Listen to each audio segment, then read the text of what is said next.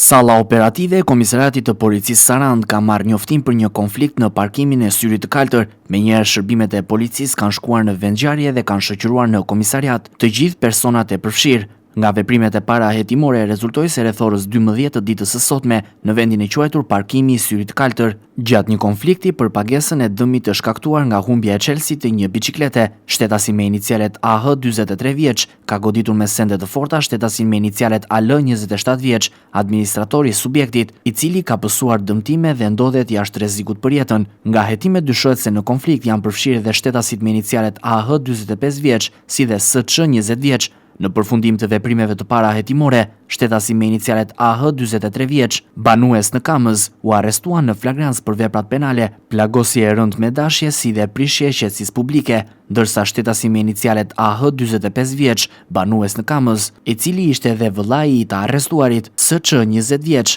banues në Dërmish të Finiqit, si dhe AL 27 vjeç, banues në Stjar të Delvinës, administratori i subjektit, u proceduan në gjendje të lirë për veprat penale, plagosje e lehtë me dashje, si dhe prishje e qetësisë publike.